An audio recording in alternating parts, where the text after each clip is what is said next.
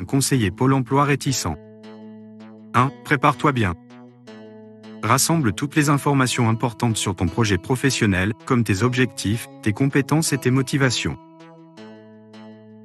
2. Sois professionnel et confiant. Reste calme et confiant lors de la présentation. Montre que tu es sérieux et déterminé dans ton projet. 3. Mets en avant tes points forts. Insiste sur tes compétences et expériences qui te rendent apte à réussir dans ce projet. 4. Anticipe les objections. Réfléchis aux raisons pour lesquelles le conseiller pourrait être réticent et prépare des réponses appropriées. 5. Explique les avantages pour tous. Montre comment ton projet pourrait bénéficier à la fois à toi-même et à la société. Montre que c'est un projet réaliste et positif. 6. Sois ouvert aux suggestions. Accepte les commentaires du conseiller et sois ouvert à apporter des ajustements à ton projet si cela semble pertinent. 7. Présente des preuves et des exemples.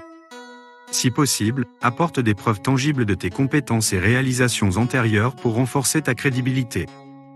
8. Reste poli et respectueux. Même si le conseiller n'est pas immédiatement enthousiaste, garde ton sang-froid et sois respectueux tout au long de la conversation. 9. Sois persévérant. Si tu rencontres une résistance initiale, ne te décourage pas. Continue à montrer ta détermination et ta passion pour ton projet. 10. Termine sur une note positive. Remercie le conseiller pour son temps et laisse-lui une copie de ton projet professionnel. Montre que tu es reconnaissant et que tu apprécies son attention. Comment réagir si le conseiller Pôle emploi hausse le ton et essaie de dénigrer ton projet professionnel ? Si le conseiller Pôle emploi hausse le ton et essaie de dénigrer ton projet professionnel, voici quelques étapes à suivre pour gérer cette situation. 1. Reste calme et maître de toi. Garde ton calme et évite de réagir de manière agressive. Reste poli et professionnel. 2. Écoute attentivement ses objections. Prends le temps d'écouter ce que le conseiller a à dire, même si ses commentaires peuvent être désagréables. 3. Pose des questions pour comprendre ses réserves. Demande-lui plus de détails sur ses inquiétudes concernant ton projet. Cela peut te donner une meilleure idée de ses préoccupations. 4. Reste confiant dans ton projet. Sois convaincu de la valeur de ton projet et de tes compétences. Montre que tu as réfléchi sérieusement à sa faisabilité. 5. Présente des preuves et des exemples concrets.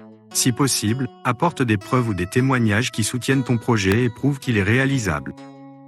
6. Explique calmement tes motivations. Fais part de tes motivations profondes pour réaliser ce projet. Partage ton enthousiasme et ta passion pour cette opportunité. 7. Demande des conseils constructifs. Demande-lui s'il a des suggestions ou des idées pour améliorer ton projet. Montre que tu es ouvert à la discussion et à l'amélioration. 8. Fixe des limites respectueuses. Si le ton du conseiller reste inapproprié, rappelle-lui poliment que tu attends un échange respectueux.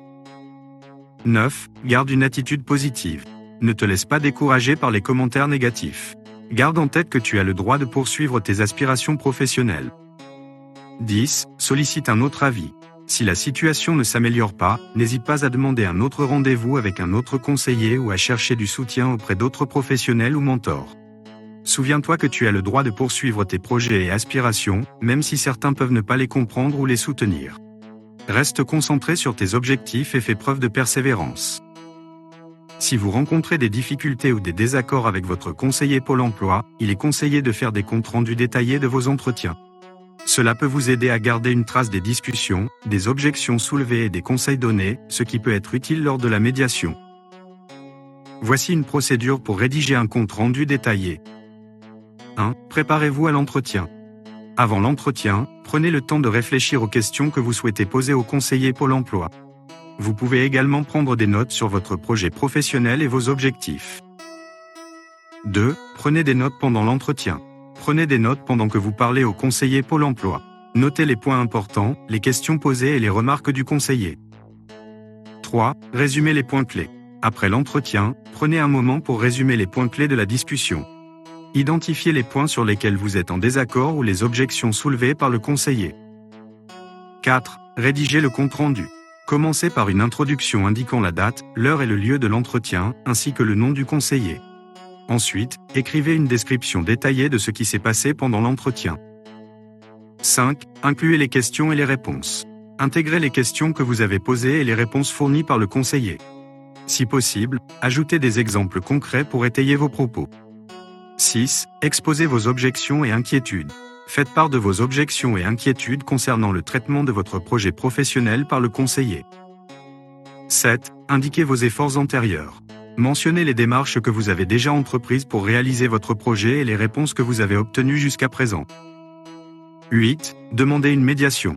Terminez le compte-rendu en indiquant que vous souhaitez entamer une médiation pour résoudre les désaccords et obtenir une meilleure compréhension mutuelle. En ce qui concerne la mise en forme du compte-rendu, voici quelques suggestions. Utilisez une mise en page claire et lisible avec des paragraphes distincts. Utilisez un langage professionnel et objectif. Numérotez les sections pour faciliter la référence. Ajoutez votre nom, vos coordonnées et la date en haut du document. Gardez à l'esprit que le compte-rendu doit être un document factuel et précis, sans exagération ou jugement excessif. Il doit être utilisé comme un moyen de communication clair et respectueux lors de la médiation.